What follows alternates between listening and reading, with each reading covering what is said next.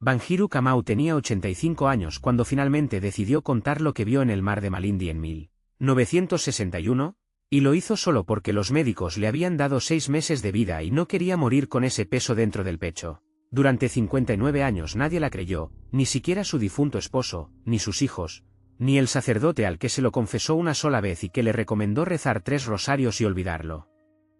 Pero Banjiro nunca lo olvidó. No pudo. Porque las voces seguían llegando algunas noches, arrastradas por el viento que venía del Océano Índico, y ella las reconocía perfectamente aunque hubieran pasado 6 décadas. Todo comenzó en el verano de 1961, cuando Banjiro tenía 26 años y trabajaba como cocinera para una familia de comerciantes británicos, instalada en una casa de piedra coralina frente a la bahía de Malindi. Era una mujer fuerte, de manos ásperas y ojos que no se dejaban engañar fácilmente, criada entre las tradiciones de su pueblo y las historias que las abuelas contaban sobre el mar. Historias que ella, en su juventud, consideraba solo eso, historias para asustar a los niños y mantenerlos lejos del agua después del anochecer. La familia para la que trabajaba, los Whitfield, había contratado también a un pescador local llamado Baraka para que les proveyera pescado fresco cada mañana. Baraka era un hombre de pocas palabras, curtido por el sol y la sal, que conocía cada corriente y cada arrecife de aquella costa como si fueran las líneas de su propia mano. Fue él quien primero mencionó algo extraño, una tarde de julio, mientras Banjiro limpiaba el pescado que él acababa de traer. Dijo que había escuchado cantos bajo el agua. No el canto de las ballenas, que él conocía bien, sino algo distinto. Voces humanas, dijo, cantando en un idioma que no lograba identificar, viniendo desde las profundidades cerca del arrecife de coral cortado. Ese lugar que los pescadores locales evitaban desde generaciones atrás sin que nadie recordara ya por qué. Banjiro se rió de él aquella tarde. Le dijo que el sol le había cocido el cerebro. Baraka no se rió. Se quedó mirando el mar con una expresión que ella no supo interpretar entonces, pero que reconocería más tarde como miedo genuino. El tipo de miedo que un hombre experimentado del mar solo siente ante algo que desafía todo lo que sabe. Una semana después, Baraka desapareció. Su barca fue encontrada flotando vacía a 2 kilómetros de la costa, con las redes intactas y ningún signo de pelea o accidente. La policía colonial hizo una investigación superficial, concluyó que se había ahogado tras caer por accidente, y cerró el caso en menos de 10 días. Su familia no quedó satisfecha con esa explicación, pero en aquella época y en aquel lugar, las quejas de una familia africana pobre contra las conclusiones de la administración británica no llegaban muy lejos. Banjiro sintió que algo no encajaba. Baraka nadaba desde niño, conocía esas aguas mejor que nadie, y no era hombre de caer descuidadamente de su propia barca. Pero no dijo nada entonces. Continuó trabajando, cocinando, sirviendo, viviendo su vida cotidiana, aunque una inquietud sorda se había instalado en su estómago y no quería marcharse. 2 meses después, en septiembre, otro pescador desapareció en circunstancias casi idénticas. Y luego, en noviembre, un tercero. Para entonces, el pequeño pueblo de pescadores que vivía en las afueras de Malindi había comenzado a hablar en susurros. Las mujeres prohibían a sus hijos acercarse al agua después de las 5 de la tarde. Los ancianos se reunían por las noches alrededor de fuegos pequeños y hablaban de cosas que Banjiro, siendo todavía joven, no comprendía del todo, pero que le hacían sentir un frío que no tenía nada que ver con el clima. Fue una noche de diciembre cuando Banjiro decidió investigar por su cuenta. No porque fuera valiente, según diría ella misma 60 años después, sino porque la curiosidad y el miedo pueden convertirse en la misma cosa cuando se dejan crecer demasiado tiempo. Sin respuesta. Se acercó a Nyokabi, la viuda del segundo pescador desaparecido, una mujer mayor que vivía sola en una choza cerca de la playa y que, según los rumores, sabía más de lo que decía. Nyokabi la recibió con desconfianza al principio, pero algo en la insistencia tranquila de Banjiro la convenció de hablar. Le contó que su marido, antes de desaparecer, había estado actuando extraño durante semanas. Se despertaba en mitad de la noche y caminaba hacia la orilla como sonámbulo, con los ojos abiertos pero la mirada perdida, murmurando palabras en un idioma que ella no reconocía. Una noche lo siguió y lo vio de pie en la arena, mirando fijamente hacia el mar oscuro, con los brazos extendidos como si esperara un abrazo. Cuando ella gritó su nombre, él pareció despertar de golpe, la miró aterrorizado, y jamás quiso hablar de lo que había estado a punto de hacer. 2 semanas después, desapareció mientras pescaba solo. Banjiru sintió que un frío distinto recorría su espalda, uno que no tenía explicación racional. Le preguntó a Nyokabi si sabía algo sobre el arrecife de coral cortado, el lugar que Baraka había mencionado. La anciana se quedó en silencio largo rato antes de responder. Dijo que ese lugar tenía un nombre antiguo en la lengua de los primeros pobladores de la costa, un nombre que significaba algo parecido a boca del mar que traga. Contó que generaciones atrás, mucho antes de que llegaran los comerciantes árabes y luego los europeos, existía la creencia de que en aquel punto exacto del océano vivían espíritus que habían sido marineros o pescadores en otra vida, atrapados entre el mundo de los vivos y el fondo del mar, condenados a llamar a otros hacia las profundidades para intentar liberarse de su propia condena. Banjiru no supo qué pensar de aquella historia. Sonaba a leyenda, a folclore transmitido de generación en generación para explicar lo inexplicable, para darle forma humana al miedo que produce un mar que se traga a los hombres sin dejar rastro. Pero algo en la manera en que Nyokabi hablaba, con los ojos fijos en el fuego y las manos temblando ligeramente, le hizo tomar en serio lo que escuchaba.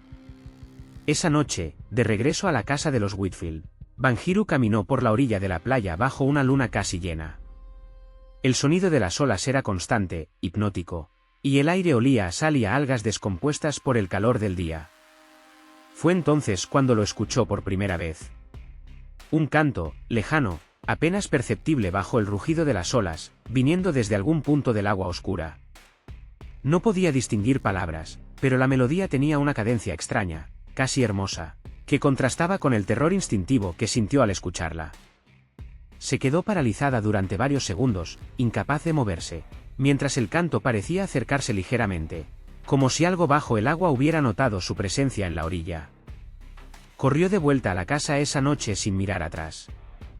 Durante las semanas siguientes, Banjiru comenzó a investigar más a fondo, hablando con ancianos del pueblo, revisando registros antiguos que encontró en la iglesia local escritos por misioneros de generaciones pasadas, y descubrió que las desapariciones en aquel tramo específico de costa no eran nuevas.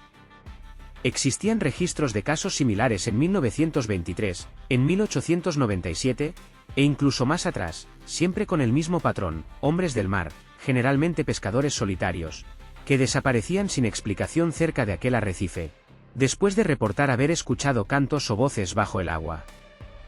Un misionero escocés había escrito en 1901 sobre un fenómeno que los locales llamaban los que llaman desde abajo, describiendo cómo ciertos hombres del mar comenzaban a mostrar un comportamiento cada vez más errático semanas antes de desaparecer, como si algo los estuviera atrayendo gradualmente, preparándolos, convenciéndolos poco a poco de que el mar era su verdadero hogar. Banjiru sintió que se acercaba a algo que no debía haber comenzado a buscar. Pero ya era demasiado tarde para detenerse. En enero de 1962, la propia Banjiru comenzó a experimentar algo extraño. Empezó con sueños. Soñaba que caminaba bajo el agua, respirando con normalidad, rodeada de figuras difusas que nadaban a su alrededor sin rostro definido, y que la llamaban por su nombre con voces que sonaban como ecos distorsionados de personas que ella conocía, personas que habían muerto años atrás.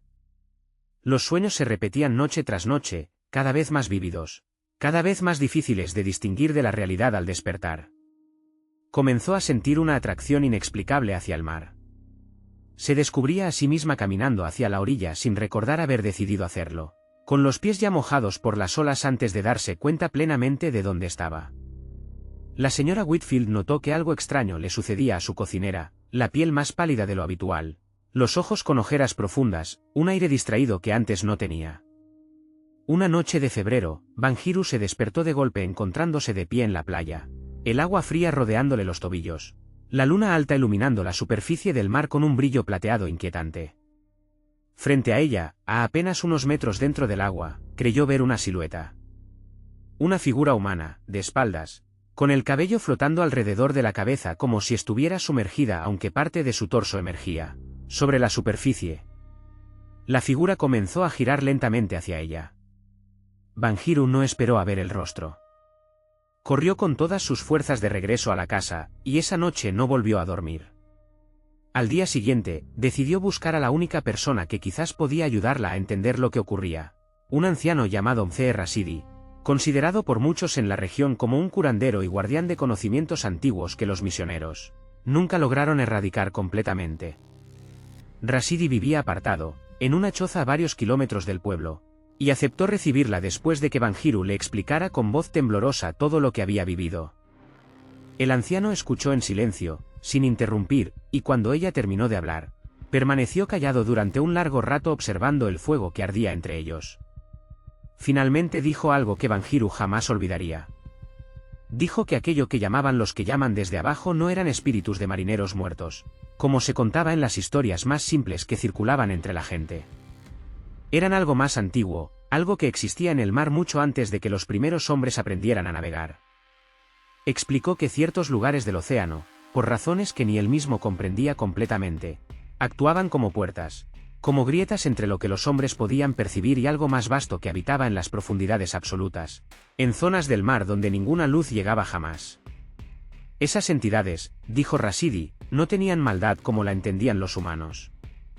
Simplemente sentían hambre, una hambre que no era de carne sino de conciencia, de la esencia misma de lo que hace humano a un ser humano. Y para alimentarse, atraían a sus víctimas gradualmente, entrando en sus sueños, susurrándoles durante semanas hasta que la línea entre el deseo de vivir y el deseo de sumergirse para siempre se volvía imposible de distinguir. Banjiru preguntó, con voz apenas audible, si había alguna manera de detenerlo, de liberarse de aquella atracción que ya sentía creciendo dentro de ella noche tras noche. Rashidi la miró con una expresión que ella interpretó como lástima genuina. Dijo que solo conocía un método, transmitido por generaciones, aunque no podía garantizar que funcionara. Debía evitar por completo el contacto visual directo con el agua durante las noches de luna llena, periodo en el que la entidad se manifestaba con más fuerza. Debía llevar consigo un pequeño amuleto de coral negro, tallado con símbolos antiguos que él mismo le entregó esa noche, y jamás, bajo ninguna circunstancia, debía responder si escuchaba su nombre pronunciado por una voz que viniera desde el agua, sin importar cuán familiar sonara esa voz. Banjiru siguió aquellas instrucciones religiosamente durante los meses siguientes. Los sueños continuaron, pero con menor intensidad. La atracción hacia el mar disminuyó gradualmente, aunque nunca desapareció por completo. Las desapariciones en la zona, sin embargo, continuaron esporádicamente durante los años siguientes, cada vez con menor frecuencia pero sin detenerse jamás del todo.